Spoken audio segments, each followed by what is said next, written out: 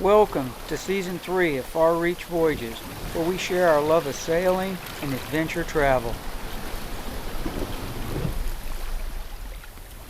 I don't have any two-way communications here on the boat. I just have my HF receiver, a little Sony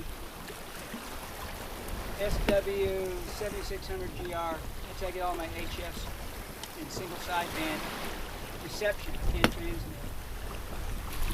I have a spot, but it just sends a little GPS bit. And when you're dealing with somebody like Chris Barker, it's hard on him too, because he just gets the spot. And we talk before I leave on the phone or email. So he's got a basic idea of my plan, and it works great. As long as the plan basically goes good. But if the plan starts to come unhinged a little bit like this one has, then he's not inside my head, you know. He has to figure out what it is I'm doing. So it's not ideal for him. And I appreciate he's worked with me on it.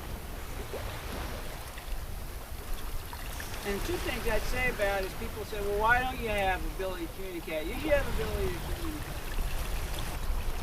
And I've been reluctant to have it because I just think if you can talk to other people, you will. And I don't know, it changes the experience for me. You start wanting to chat with somebody else, text somebody else, talk to them, and you're not living in the moment. You know, you're living somewhere else. And that, for me, that defeats the purpose of why I like single-handed sailing and why I like ocean sailing with one other person. I mean, if you're ocean sailing with two people and one of you is texting all the time, that would be kind of aggravating. You just don't have it. And this is the trade-off. Sometimes you want to talk to somebody, you can't. The other thing I'll say is I've not been happy with the spot at all. It has been inconsistently sending signals. Chris will sometimes say, oh, I didn't get a spot this morning, and I send it, and I send it again, and so I won't use the spot next time. I don't know what I'll use. Maybe I'll have to get a two-way device.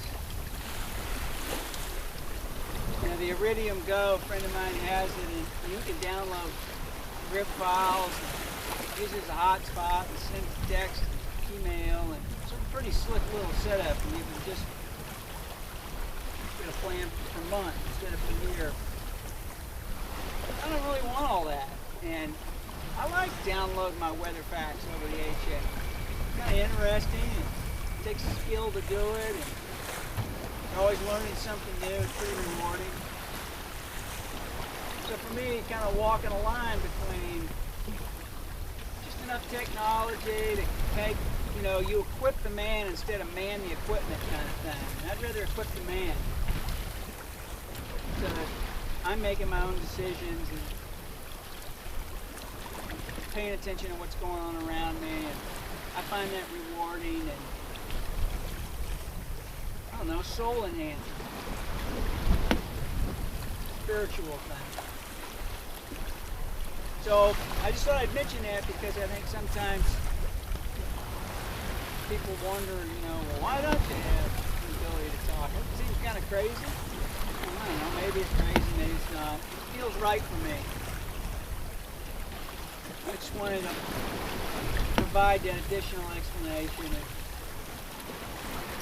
If somebody watching this is like, oh, okay, well, you know, I don't necessarily agree that I do it that way, but I see where he's coming from.